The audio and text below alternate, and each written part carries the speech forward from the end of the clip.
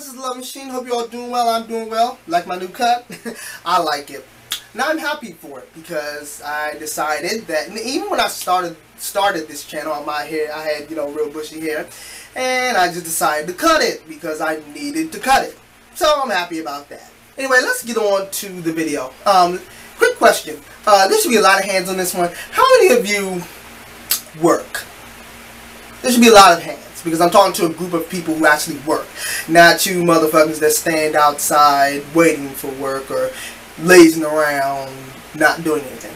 Anyway, next question. How many of you have ever encountered weird people at your job?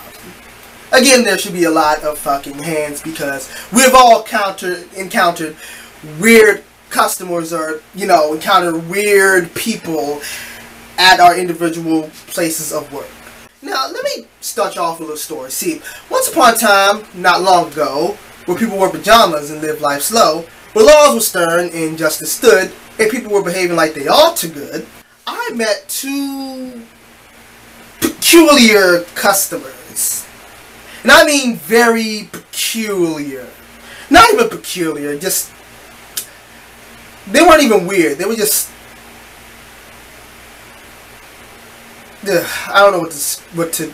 I'll explain them. I'll get on to the story now. One of them was a slightly older lady, probably in her 40s or 50s, slightly older lady, and the other one was a young teenager. She was young. She was a young teenager, young girl, younger than me definitely, and both of them came up to me, approached me. Well, I should say the youngest one approached me with a question, or not really a question, an explanation. She said, those things, first of all, before I say it, when starting a question, you should always start off with, do you, or can you, or, can I, start off a question with a proper question sentence structure, okay? Not where she went up to me like, well, those things, they were filled with stuff and very vague information. They were filled with stuff and they used to sell them and used to be in a freezer aisle. Yeah, those. So I showed her where the bagel foods was, in the freezer aisle. So next, apparently they told me it was the little girl's birthday party. Not a little girl, but the teenager's birthday party, and the older lady came up to me. Now they wanted me to help them find yogurt. So I directed them to the dairy aisle, but they wanted me to come with them because they didn't know. Of course, I understand they don't know where the dairy aisle is. So I directed them to showed them where the dairy aisle was located. Now next they wanted to find yogurt. I helped them find yogurt. I directed them to the dairy aisle, helped them find yogurt. Danimals, they wanted Danimals. They want a whole bunch of Danimals. Now the little girl comes up to me and says, where's y'all know where the syrup is? Now directed her to where the syrup was. And she was like, the older lady was like, could you go get it for me? Customers can be a bit, we're there to help and everything, but sometimes it feels a little, I feel like they're being, a little too spoiled. Go get it for me. Because I don't feel like getting it myself. I travel with you to the dairy aisle, but I won't travel with you to the syrup aisle. Go get it for me. Yep, she said that. That wasn't even the worst part. When I asked her what brand of syrup she wanted, now let me ask y'all another question.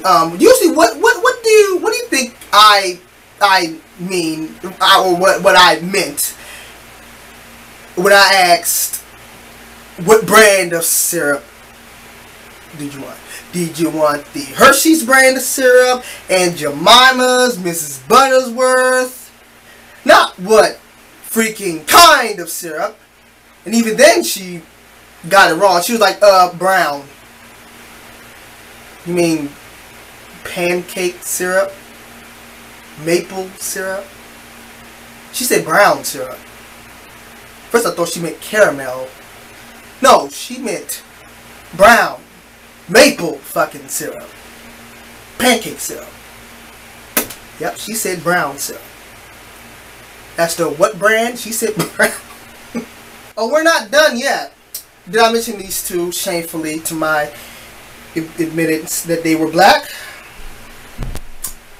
You see what skin color I am. To see my people act this way, so just out of touch with reality and just so confused, just makes me hurt to my heart, because I knew where they were from, and I'm from the same damn place, not town, but they're from the hood, okay? They were from the ghetto, and I'm from the ghetto, okay? And I felt a little shameful that they came up to me acting like this. Oh, did I mention I was on my break, so I had to help these people while I was on my break? And usually I only have 15 minutes. Yes, in my store we have 15-minute breaks. Yep. Oh yeah, during my 15-minute breaks I had to help these people, and the little girl comes up to me and says once again how wonderfully it is structured when she, you know, asks for something. You know that commercial with when them two old white men was stepping on the cherries. They were stepping on the fruit, the cherries. That they're looking for fucking ocean spray. Ocean spray. My good, loving God. Oh, it gets worse. I directed them over to the juice aisle. I had to, of course, you know, navigate. And I see there's a whole bunch of ocean spray flavors. There's cran pomegranate, cran strawberry, cran mango, cranberry, strawberry, cran lemonade. You know, it's just cherry, cran cherry. I asked her what kind of ocean spray she wants. She was like, I wanted the kind that help. The one with the nutrients in it. Yeah, the nutrients is just swimming all in it. You know, that kind of juice. I am not making this up, people. I am not making this up. Should I remind you that I work in the ghetto? The location I work is in the ghetto. Yeah, she said the one with the nutrients in it. The one with the nutrients in it. So I directed her to I showed her the light and the diet ocean sprays. And finally she chose on cran pomegranate.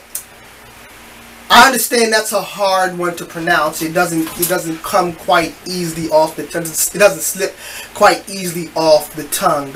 But she couldn't even pronounce it halfway correct. She said, yeah, let me get the grand gamma pran that one. Say it with me, people. Cran pomegranate. Cran pomegranate. I understand it's hard, but she didn't even get that halfway right.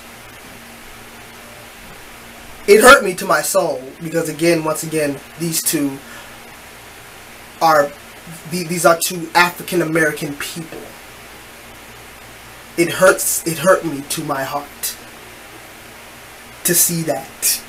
To hear that hurt me so bad. The horrific mispronunciation of that grand display of mispronunciation. Sorry, again, I can't enunciate very well. It hurt me.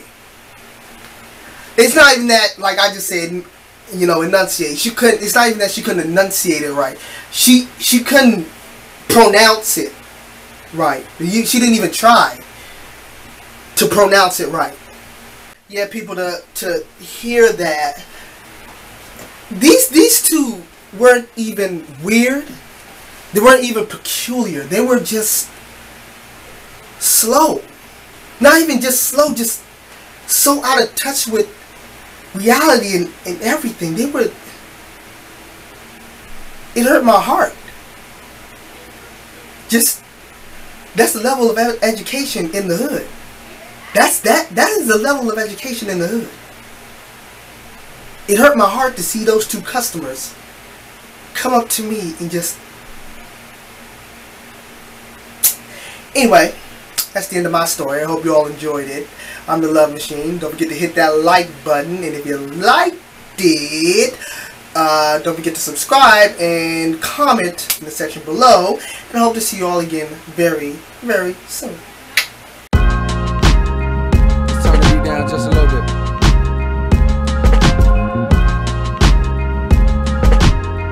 Hey, yeah, they say anything's possible.